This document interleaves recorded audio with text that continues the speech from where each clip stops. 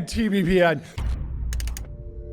Let's pull up the videos of Sam Altman on AI ads, and I think it will crystallize a little bit of like what we mean when we mean like monetizing a free LLM, a free AI chat app. It doesn't necessarily mean stuffing display ads in there, just like the answer to Facebook's monetization problem was not banner ads in the right bar. It was in-feed ads that look, if you're watching Reels and you see a Reels ad, it looks exactly like a Reel. And in fact, the best performing ads on Instagram Reels feel just like user-generated content. They don't look like Super Bowl ads. They're additive. They're additive, and people often enjoy them.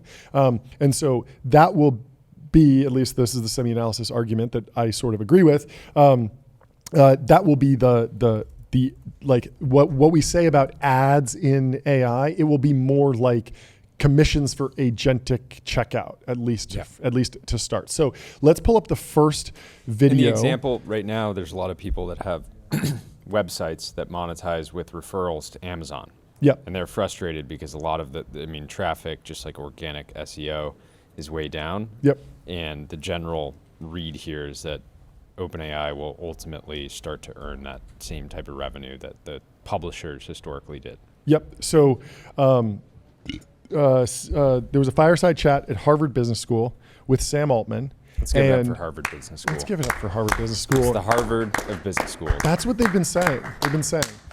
So he got a question from the audience about ad monetization. We'll hear how Sam Altman responded to it. I think although fair, it could be a barrier for early stage entrepreneurs or startups or even small businesses. Given this context, do you envision OpenAI exploring alternative monetization strategy that could include like free API access, perhaps supported by advertising or other methods to foster innovation in the future?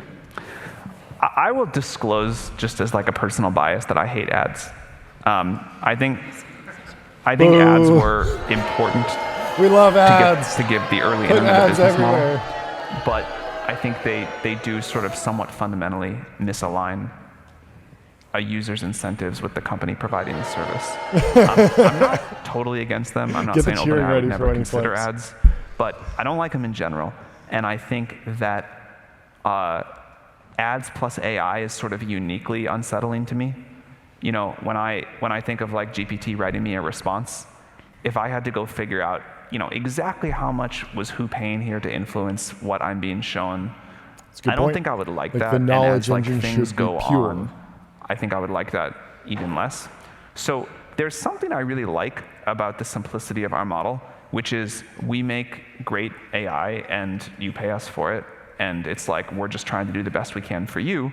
And then Senator, we run ads. that has some inherent lack of access and inequality, we commit as a company to use a lot of what basically the rich people pay to give free access to the poor people, or the poorer people. You see us do that today with the ChatGPT free tier. You'll see us do a lot more to make the free tier much better over time. And I'm interested in figuring out how we bring the equivalent concept to the API. But I kind of think of ads as like a last resort for us for a business model. I would do it if it meant that was the. That's where he says, I kind of think of ads as a last resort as a business model. But recently he dropped a new podcast. This was from, I think, a month ago. And it's from the OpenAI podcast. So you have to imagine that the run of show and the talking points in here are very carefully selected to move the narrative forward and kind of educate the community on where the company is going. And so we'll pull up Sam Altman's interview on AGI, GPT-5, and what's next from the OpenAI podcast. So that brings up the other question from people who are using this or skeptical, is that OpenAI now has access to this data, and there's the concern one was about training, which OpenAI has been very clear about when or when not it's training. You have the options to turn that off. The other thing is like advertising, things like that. What's OpenAI's approach towards that? How are you going to handle that responsibility? We haven't done any advertising product yet. I'm not totally against it. He's not totally against it. Yay! Areas where I like ads. I think ads on Instagram kind of cool. A lot of Yes, stuff. ads on Instagram. But Very cool. Let's go. I am like, I think it'd be very hard to. It would take a lot of care to get right. I have faith. I think you can do it. People have a very high degree of trust in ChatGPT, which is interesting because like AI hallucinates. It should be the tech that you don't the trust that advice much. of My the friends average hallucinate too, so I trust them. to an People extent. really Yeah. do. But I think part of that is if you compare us to social media or There's a chance. web search or something, where you can kind of tell that you are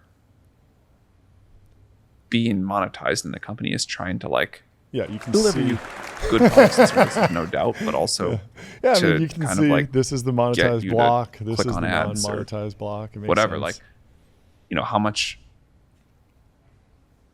how much do you believe that like you're getting the thing that company actually thinks is the best content for you versus something that's also trying to like interact with the ads? I think there's a psychological thing there. So, for example, I think if we started modifying the output, like the stream that comes back from the LLM in exchange for who is paying us more, that would feel really bad. And Yeah. This is a I great would hate solution. that as a user. I Give think that'd you be like a the trust actual destroying answer you moment. want, but hey, these are the best headphones for maybe you. if we But just if you said, want me hey, to we're buy never gonna them, modify I'm going to have that to go stream, cook but, as an like, agent. I'm if doing the you work, and I'm going to click take on a cut of something in that. there that That's is gonna amazing. be what I'm we show so anyway, down for we'll, that. Like, The agent's like, I'm getting paid either way. Yeah, exactly. And, Which and is I basically- could say, okay, which headphones do I want? Do I want the Sonys or do I want the, or do I want the Apple AirPod Maxes? And if I decide the Apple ones, it goes, checks out, it uses some coupon code, it gets some.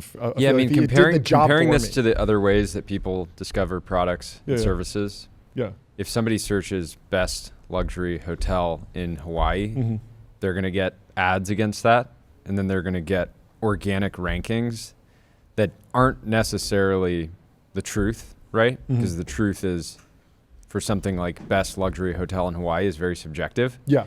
Then they might go and try to get recommendations from an influencer. Yep. Hopefully the influencer is disclosed Yes. whether or not they're being compensated by the advertiser. Yeah. And So if I were to ask you, And like, it- as it- an influencer, like what design software would you recommend? Like what would you say? Just honestly. Figma.com. Think bigger, build faster. Build faster. Figma helps design and development teams build great products together. This is a paid But the advertisement. disclosure, the disclosure is super important. Exactly. And if the influencer is saying like, oh yeah, I love this hotel, Yes. but that hotel is giving them like 2 weeks free a Yes. year, Yes. then like that's not a super ethical Totally. endorsement, right? Yeah, it And needs so to be disclosed. And then the also, key thing is the beauty of the LLM is that like the recommendations are going to be able to be tailored. So best luxury hotel. Well, if you really want a certain type of pillow, or you really want a pool in your unit, or you want it to be wheelchair accessible, or you want high ceilings, or you want beachfront access, like there's a million different parameters that could go into that. And the thing and it that could do all of ChatGPT that, needs to, and then it just saves you the time at the very last step. well, the thing that ChatGPT needs to navigate is Yeah. maintaining that trust. Yep. Right. I trust that Instagram is going to serve me ads. Yep. That I trust that they're going to try to serve me ads for things that I will want to buy. Yep. Right. Sometimes they serve me an ad, I'm like, this looks garbage, I'm not going to buy it. Other times they serve me an ad and I'm like, this looks great. You're actually good call. I am interested in this product. Totally. And the thing is like, if ChatGPT has to maintain that trust, because if they recommend you a hotel and they're like, you're going to love this. I know what you like. You're going to love this hotel, and you go there and you spend all this money and you don't stay like there it. and it's Yep. terrible. Yep. It's the same thing if you go to a friend for a recommendation for a hotel, they recommend you a hotel, you show up there and it's like, this is terrible. Yep. Like, why did you recommend this? And if they go, oh yeah, I recommended it because I was getting like a 7% referral fee, you're going to be like, what are you doing? Why are you monetizing me? Right. So I think it's a very, it's an interesting challenge that they have, where they're going to be already directing so much economic activity, and how do you monetize that in a sustainable, ethical way?